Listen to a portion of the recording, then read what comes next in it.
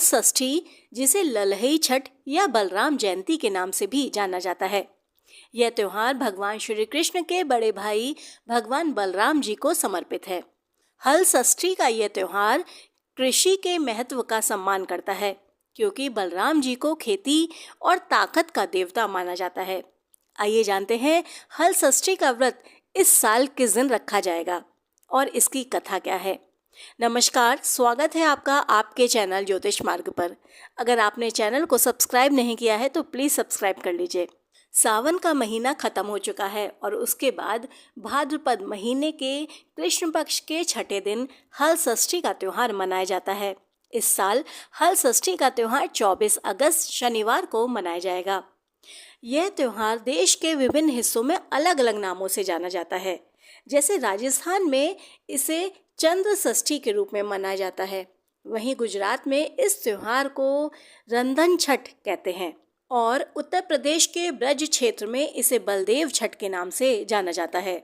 इस दिन भगवान बलराम की पूजा और प्रार्थना की जाती है। इस दिन महिलाएं, खास कर माताएं, अपने बच्चों की सुख समृद्धि और उनकी दीर्घायु के लिए व्रत रखती हैं। इस दिन खेती के औजारों की भी पूजा की जाती है।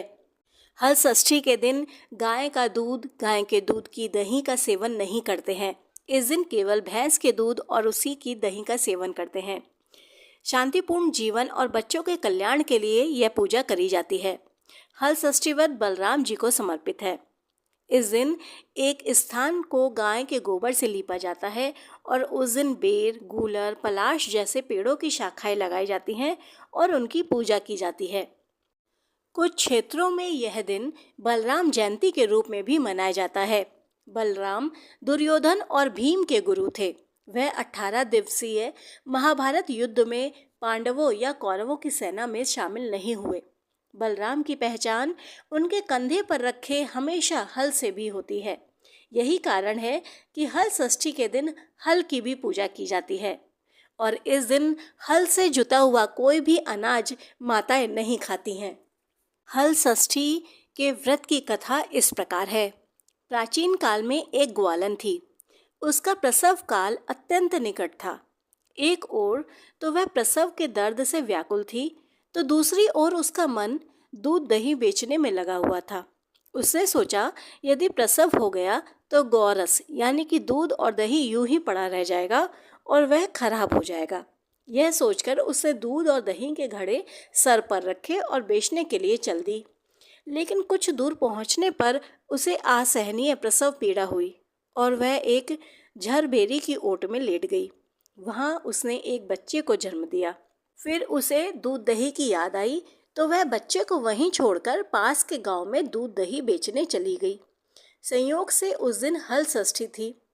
गाय भैंस के मिश्रित दूध को केवल भैंस का दूध बताकर उसने सीधे साधे गांव वालों में बेच दिया।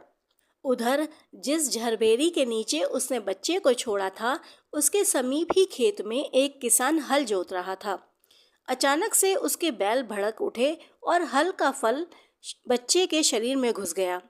इस घटना से किसान बहुत दुखी हुआ। फिर भी उसने हिम्मत और धैर्य से काम लिया। उसने झरबेरी के कांटों से ही बच्चे के चिरे हुए पेट में टाके लगाए और फिर वहीं छोड़कर चला गया। कुछ देर बाद ग्वालन दूध बेचकर वहां आ पहुंची। बच्चे की ऐसी दशा देखकर उसे समझते देर नहीं लगी कि यह सब उसके पाप की सजा है। वह सोचने लगी, यदि मैंने झूठ बोलकर गाय का दूध ना बेचा होता और गांव की स्त्रियों का धर्म भ्रष्ट ना किया होता तो मेरे बच्चे की यह दशा न होती। अतः मुझे लौटकर सब बातें गांव वालों को बताकर प्रायश्चित करना चाहिए। ऐसा निश्चय कर वह उस गांव में पहुंची जहां उसने दूध दही बेचा था। वह गली गली घूमकर अपनी करतूत और उसके फलस्वरूप मिले दंड का बखान करने लगी। तब स्त्रियों ने उस पर रहम खाकर उसे क्षमा कर दिया और आशीर्वाद दिया। बहुत सी स्त्रियों द्वारा आशीर्वाद लेकर जब वह पुनः झरबेरी के नीचे पहुंची तो यह देखकर आश्चर्यचकित रह गई कि वहां उसका पुत्र जीवित अवस्था में है। तभी उसने स्वार्थ के लिए झूठ बोलने को ब्रह्म हत्या के समान समझा और फिर कभी झूठ ना बोलने का प्रण लिया। हर छठ का व्रत महिलाएं अपने संतान की लंबी उम्र, सुखी जीवन की कामना से रखती हैं। इस व्रत को करने से संतान के जीवन के सभी कष्ट दूर हो जाते हैं।